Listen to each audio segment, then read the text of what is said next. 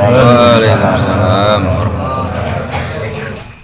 Bismillah, alhamdulillah, wassalatu wassalamu ala sayyidina wa rasulillah sayyidina wa maulana Muhammad ibn Abdillah wa ala alihi wa sahbihi wa mawalah wa la hawla wa la quwwata illa billah. Amma ba'du. Qala rabbi shrah li sadri wa yassir li amri wa hlul 'uqdatan min lisani yafqahu qawli. Fasaddid lisani wa hdi qalbi bi haqqi sayyidina Muhammad sallallahu alaihi wasallam. Allahumma arzuqna fahman nabiyyin wa hifdzal mursalin wa ilhamul malaikatil mukarramin. Allahumma aghnina bil ilmi wa zayyina bi dhikri bi rahmatika ya arhamar rahimin. Al-Mukarram wal-Muhtaram, guru kita, orang tua kita, Pak Ustaz Samsul Bahri, Pak Ustaz Bandi, manta'ana betul hayatihim, dan juga yang terhormat kepada Sahibul Bait, yaitu saudara kita, yaitu Bapak Rosim beserta keluarga, dan juga orang tua kita Bapak Haji Najat, Bapak Fitra, dan juga para hadirin sekalian, jamaah Jamiah Daurah Mara Muslimin. Semoga perkumpulan kita senantiasa dalam rahmat Allah Subhanahu wa taala dan tidak bangun daripada tempat ini melainkan setiap dosa kita Allah Subhanahu wa taala akan mengabulkan setiap hajat kita, amin ya rabbal alamin. Dan juga yang dihakikatkan pada saat ini orang tua daripada Bapak Rasul, semoga kuburnya dijadikan radha min riyadil jannah. Semoga Allah Subhanahu wa taala menerima semua kebaikan beliau dan memaafkan hilaf beliau, amin ya rabbal alamin. Bismillahirrahmanirrahim. Qala al-mu'allif rahimahullahu ta'ala wa nafa'ana bi ulumi fid dharain ila qawlihi fa iyyaka wal khawdu fi ma la ya'nik wa iksarul halfi billah wa la tahlab bihi ta'ala illa sadiqan indal hajah wahdharil kadhiba bi jami' anwa'i fa innahu munakidun lil iman. Alhamdulillah, untuk yang kesekian kalinya kita berkumpul di wadah malam Seninan secara bergilir. Alhamdulillah, pada kesempatan yang mulia ini Allah Ta'ala kumpulkan kita di rumah saudara kita Bapak Rasin, dan mudah-mudahan ilmu yang kita dapat diberikan kemampuan oleh Allah Subhanahu wa taala untuk mengamalkannya, untuk menyebarluaskannya, dan mudah-mudahan Allah Subhanahu wa taala senantiasa berikan istiqomah kepada kita sekalian dalam kebaikan, amin ya rabbal alamin. Bismillahirrahmanirrahim. Wa iyyaka wal khawdu fi ma la ya'nik, dan waspadalah engkau al-khawd, yaitu untuk masuk atau melakukan sesuatu apapun fima la ya'nika, yang tidak ada manfaat bagimu. Nah, kategori khawd ini adalah perkumpulan atau ucapan atau apa saja yang di dalamnya tidak ada manfaat baik dunia maupun akhirat, terlebih dalam urusan dunia, dalam akhirat. Disebutkan bahwa perkumpulan apapun, baik itu sifatnya komunitas atau apa tuh kalau tahu bilang paketan atau arisan misalkan, itu yang di dalamnya tidak ada manfaat. Ya, kalau arisan ada manfaat ya duniawi, tapi tidak ada manfaat terkhusus dalam urusan akhirat, maka itu sebaiknya dihindari. Karena disebutkan tidaklah perkumpulan yang di dalamnya tidak disebut nama Allah, melainkan perkumpulan itu akan menjadi penyesalan di hari kiamat. Daripada kumpul-kumpul ya kongko-kongko yang gak ada manfaat, mendingan kita wirid di rumah ya. Sebutkan oleh Imam Haddad, al-hajaz zamanul sukut wa mulazamatul buyut wa ridho bil qut wa ila antamut, kata beliau, sebutkan dalam Tadhkiratul Qurtubi.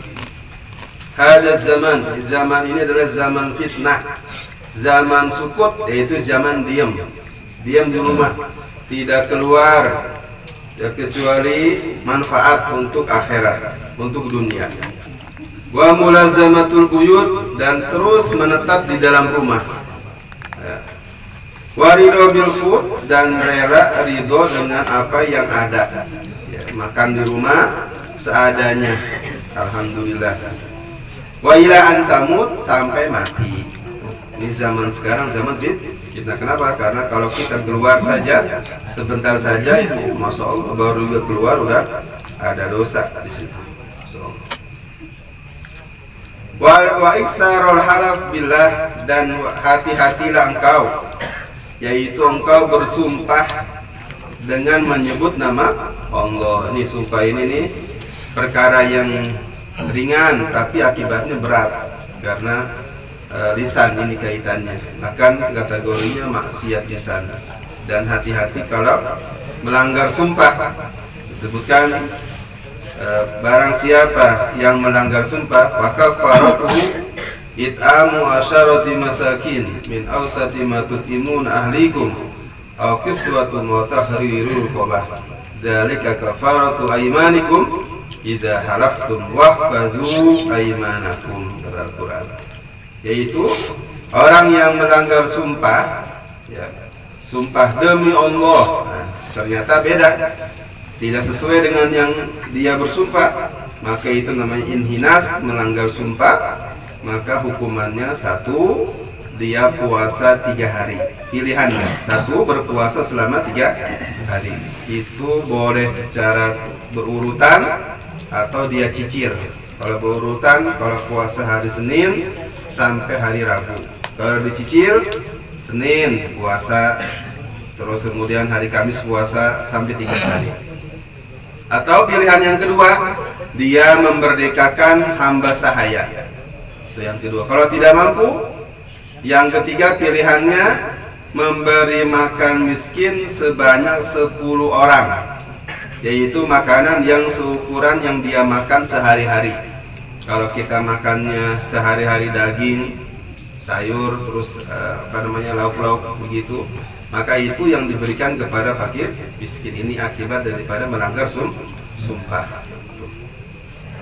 Wala tahlab bi ta'ala ila shadiqan indal hajah, dan janganlah engkau bersumpah dengan menyebut nama Allah kecuali dalam keadaan benar, ini pun indal hajah, dalam keadaan darurat, dalam keadaan terpaksa. Karena sumpah ini jalan terakhir untuk takkid, penguat ucapan. Kalau orang nggak percaya, ya udah munkir namanya, maka dikuatkan dengan sunnah, dengan sumpah.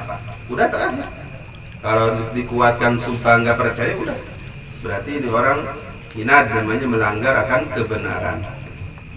Jadi jangan sesekali sumpah kecuali dalam keadaan benar. Imam Syafi'i rahimahullah ta'ala anhu, beliau mengatakan, aku tidak pernah bersumpah dengan nama Allah meskipun itu benar.